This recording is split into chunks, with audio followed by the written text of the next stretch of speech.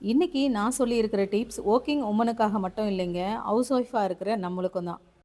First tip என்னன்னு பார்க்கலாம். இட்லி மாவு ஃப்ரிட்ஜில் ஸ்டோர் பண்ணி வைக்கும் போது இந்த மாதிரி சின்ன சின்ன பவுலில் ஸ்டோர் பண்ணி வச்சுக்கோங்க. இப்படி வைக்கிறதுனால ஒரு நாளைக்கு ஒரு பவுல் அப்படிங்கிற விதத்தில் நம்ம இதை யூஸ் பண்ணிக்கலாம். எல்லா பவுல்லையும் நான் ஊற்றி முடித்த பிறகு மிச்சம் இருக்கிற இந்த மாவை நான் இப்போ காலையில் இட்லி செய்கிறதுக்காக யூஸ் பண்ணிப்பேன். ஒரு சிலர் பெரிய பாக்ஸில் வச்சுருவாங்க. எவ்வளோ மாவு தேவையோ அன்னன்னைக்கு அதுலேருந்து கொஞ்சம் கொஞ்சம் எடுத்துப்பாங்க. இப்படி அடிக்கடி எடுக்கிறதும் வைக்கிறதுமா இருந்தால் பாத்திரம் ஃபுல்லாகவே மாவாயிடும். அது மட்டும் இல்லாமல் ஃப்ரிட்ஜ் எல்லாமே மாவாக இருக்கும். நான் சொல்கிற இந்த டிப்ஸை ஃபாலோ பண்ணி பாருங்கள். நேரமும் மிச்சம், அதே மாதிரி வேலையும் மிச்சம். எப்போவுமே மாவு அரைச்சி வைக்கும் போது இந்த மாதிரி பெரிய பாத்திரத்தில் மாவு அரைச்சி வைங்க. அப்போ தான் பொங்கி எங்கே கீழே விழுந்துருமோன்ற டென்ஷன் இல்லாமல் நம்ம இருக்கலாம். இந்த வீடியோவை ஸ்கிப் பண்ணாமல் பாருங்கள். அதே மாதிரி இந்த வீடியோ உங்களுக்கு பிடிச்சிருந்தாலும் லைக் பண்ண மறக்காதீங்க. நம்ம சேனலில் ஒவ்வொரு வீடியோவும் பார்த்திங்கன்னா எல்லாமே யூஸ்ஃபுல்லான வீடியோவாக தான் இருக்கும். இதே மாதிரி உங்களுக்கு தோணுச்சுன்னா நம்ம சேனலை சப்ஸ்கிரைப் பண்ணிக்கோங்க. இப்போ செகண்ட் டிப் என்னன்னு பார்க்கலாம். இந்த பாக்ஸில் நீல மிளகாயும் இருக்குது, காஷ்மீரி சில்லியும் இருக்குது, அதே மாதிரி குண்டு மிளகாயும் இருக்குது. நாம் அவசரத்துக்கு ரசம், கீரை இதெல்லாம் தாளிக்கிறதுக்கும் சரி, அதே மாதிரி கிள்ளி போட்ட சாம்பார் வைக்கணுன்னாலும் சரி, நாம் அந்த நேரத்துக்கு கிள்ளி உள்ளே இருக்கிற விதையெல்லாமே எடுத்துக்கிட்டு டைம் வேஸ்ட் பண்ணிக்கிட்டு இருப்போம். நாம் ஃப்ரீயாக இருக்கிற டைமில் உள்ளே இருக்கிற விதையெல்லாமே எடுத்துகிட்டு பீஸாகவும் உடச்சி ஒரு பாக்ஸில் போட்டு வச்சிட்டோம்னா நமக்கு தேவைப்படும் போது இதை எடுத்து அப்படியே தாளிச்சிக்கலாம். இந்த மிளகாயெல்லாம் காலியான பிறகு இந்த பாக்ஸ்குள்ளே இருக்கிற விதைகள் எல்லாமே நம்ம சாம்பார் பவுடர் அரைக்கும் போது இதை யூஸ் பண்ணிக்கலாம். என் பொண்ணோட காலேஜ் டைமிங் பார்த்திங்கன்னா 8 மணி. இந்த பெங்களூர் டிராஃபிக்கில் போய் சேரணுன்னா இங்கேருந்து 6:30 கிளம்பணும். ஆஃபீஸ் போகிறவங்க எப்படி எழுந்து காலையில் சீக்கிரம் செய்கிறாங்களோ அதே மாதிரி தான் என்னோட நிலைமையும். அதனால் எப்போ ஃப்ரீ டைம் கிடைக்குதோ அப்போ நான் இதெல்லாமே ரெடி பண்ணி வச்சுப்பேன். இதில் 3 விதமான மிளகாயும் போட்டிருக்கேன். இப்படி போடுறதுனால நமக்கு எந்த மிளகாய் வேணுமோ அந்த மிளகாயும் இதில் தேடி எடுத்துக்கலாம். இது அதிகமாக கிள்ளி வைக்கணுங்கிற அவசியம் இல்லை. ஒரு கைப்பிடி அளவுக்கு எடுத்து கிள்ளி வச்சாலே போதும். அறாமல் ஒரு வாரத்துக்கு நம்ம தாராளமாக யூஸ் பண்ணிக்கலாம். குண்டு மிளகாயை 2ஆக உடைச்சாக்கா காரம் அதிகமாகிடும். அதனால் சின்னதாக அதை ஓப்பன் பண்ணி உள்ளே இருக்கிற விதையை மட்டும் எடுத்தாலே போதும். இதே மாதிரி தான் பச்சை மிளகாயும். இதை நிறைய பேர் செய்வீங்க. பச்சை மிளகாயை காம்பெல்லாம் கிள்ளி நல்லா தண்ணியில் அலசி தண்ணி ட்ரை ஆகிற இந்த மாதிரி பாக்ஸில் போட்டு வச்சோம்னா நாம் யூஸ் பண்ணுறதுக்கு ரொம்பவே வசதியாக இருக்கும். ஒவ்வொரு டைமும் நம்ம சமைக்கும் போது அலசி செய்யணுங்கிற அவசியம் இல்லை. அப்படியே எடுத்து யூஸ் பண்ணிக்கலாம். நிறைய பேர் வாஷ் பண்ணாமல் ஃப்ரிட்ஜில் எடுத்து வச்சுருவாங்க. ஒவ்வொரு டைமும் சமைக்கும் போது தான் இதை அலசி யூஸ் பண்ணுவாங்க. தண்ணியில் வாஷ் பண்ணாக்கா சீக்கிரம் கெட்டுடும் நினைப்பாங்க. உங்களுக்கு டைம் இருந்தால் தண்ணி எல்லாமே ட்ரைன் பண்ணி வைங்க. இல்லைன்னா இந்த மாதிரி ட்ரைன் ஆகிற பாக்ஸாக வாங்கி அதில் போட்டு வைங்க. நிறைய வாங்கி ஸ்டோர் பண்ணி வைக்கும் போது தான் அது கெட்டு போயிடும். இப்போ இந்த பாக்ஸை ஃப்ரிட்ஜில் வச்சிடலாம். 3வது டிப் என்னன்னு பார்க்கலாம். நம்ம தமிழ்நாடு பக்கம் பொதுவாக சமையலுக்கு புழுங்கல் அரிசி தான் யூஸ் பண்ணுவோம். அந்த அரிசியை எந்திரிச்ச உடனே அப்படியே நம்ம கழுவி வைக்க முடியாது. அப்படி வச்சாலும் அது வேகாது. ஆஃபீஸ் போகிற டைமில் அதை ஊற வச்சு அதுக்காக ஊறுற வரைக்கும் டைம் வேஸ்ட் பண்ணுறதை விட நைட்டே நாம் எவ்வளவு அரிசி வேணுமோ அந்த அரிசியை நம்ம ஒரு பவுலில் போட்டு நல்லா வாஷ் பண்ணி ஃபில்டர் தண்ணியை அதில் ஊற்றி ஃப்ரிட்ஜில் வச்சுருங்க. காலையில் எந்திரிச்ச உடனே அந்த சில்லுன்னு இருக்கிற தண்ணியை ஊற்றிட்டு புதுசாக வேறு ஃபில்டர் தண்ணியை ஊற்றி அளந்து உடனடியாகவே சாப்பாடு நம்ம வச்சிடலாம். அது மட்டும் இல்லாமல் ஓவர் நைட் ஊறுறதுனால அந்த சாதமே பார்த்திங்கன்னா ரொம்ப சாஃப்டாக இருக்கும். இந்த டிப்பை ஃபாலோ பண்ணி பாருங்கள். இது சூப்பராக ஒர்க் அவுட் ஆகும். குளிர்காலத்தில் ஃப்ரிட்ஜில் வைக்கணுங்கிற அவசியம் இல்லை. நம்ம வெளியே கூட இதை வச்சிடலாம். 4th டிப் என்னன்னு பார்க்கலாம். நிறைய பேர் புளியை ஊற வச்சு கரைச்சி அதை ஐஸ் ட்ரேயில் ஊற்றி ஃப்ரீசரில் வைப்பாங்க. இதை கரைக்கிறதுக்கும் ஃபில்டர் பண்ணுறதுக்குமே எவ்வளோ வேலை இழுக்கும். அது மட்டும் இல்லாமல் ஃப்ரிட்ஜில் வைக்கிறதுக்கு இடமும் பத்தாது. எனக்கு இந்த மாதிரி பண்ணுறதுல உடன்பாடே கிடையாது. அதனால தான் நான் இந்த மெத்தடை ஃபாலோ பண்ணுறேன். இதுக்கு யூஸ் பண்ணுற பாக்ஸ் பார்த்திங்கன்னா 4 கார்னரும் இந்த மாதிரி இருந்தால் நல்லாயிருக்கும். நான் ஒரு கொய்யாப்பழம் சைஸுக்கு நான் புளி எடுத்திருக்கேன். இதை தண்ணியில் போட்டு வாஷ் பண்ணிவிட்டு இந்த புளியில் நான் தண்ணி ஊற்றி நான் வச்சுருவேன். இது பார்த்திங்கன்னா எனக்கு ஒரு வாரத்துக்கு வரும். அப்பப்போ நான் சமையல் பண்ணும் போது இதிலிருந்து கொஞ்சம் புளி ஜூஸை எடுத்து நான் ஊற்றிப்பேன். இந்த புளி தண்ணியில் நல்லா ஊறிக்கிட்டு இருக்கிறதுனால சுத்தமாக கொஞ்சம் கூட வேஸ்ட் ஆகாமல் எல்லா புளியுமே தண்ணியில் கரைஞ்சிரும். இப்போ 5வது டிப் பார்க்கலாம். நான் வந்து காலையில் என்ன சாம்பார் என்ன பொரியல் செய்ய போகிறனோ அதுக்கு தேவையானதை நைட்டே கவுண்டர் டாப்பில் எடுத்து வச்சிருவேன்.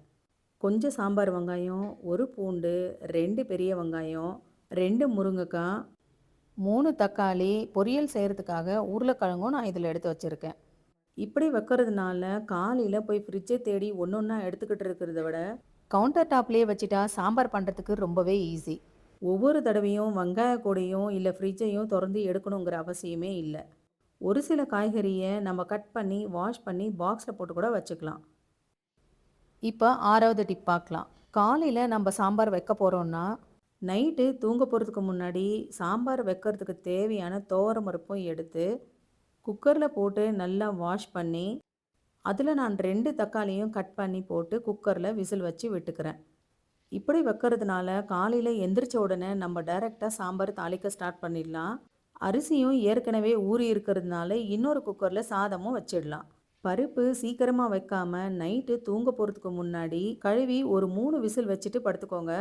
லேட்டாக வைக்கிறதுனால இந்த பருப்பு காலையில் எந்திரிக்கும் போது கெடவே கெடாது. இந்த பருப்பில் இருக்கிற தண்ணியை உடனடியாக எடுத்து நம்ம ரசமும் வச்சுக்கலாம். சாம்பாரும் உடனடியாக நம்ம தாளிக்க ஆரம்பிச்சிடலாம்.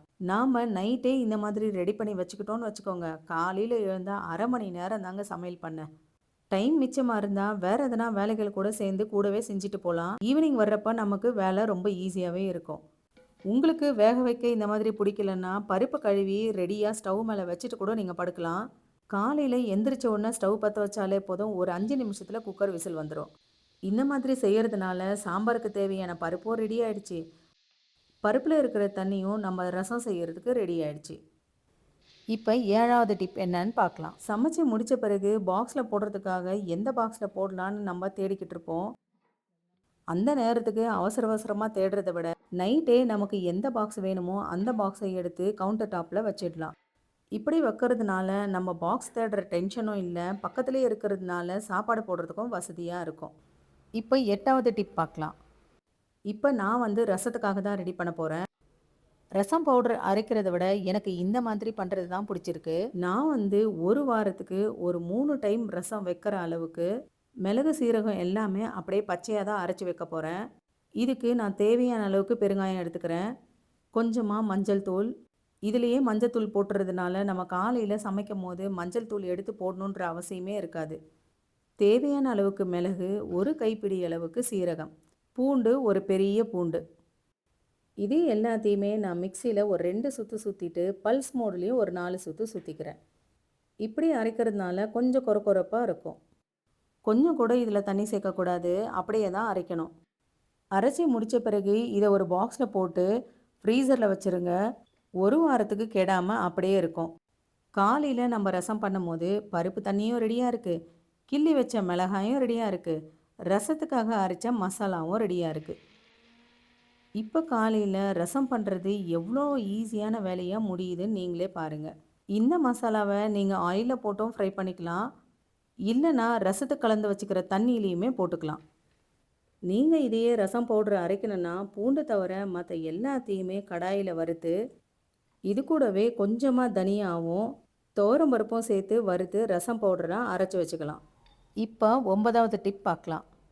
ஆஃபீஸ்க்கும் சரி ஸ்கூலுக்கும் சரி ஸ்நாக்ஸ் கொடுக்கறதுக்காக தானிய வகை ஒவ்வொன்றும் தனித்தனியாக சில பேர் ஊற வச்சு வைப்பாங்க.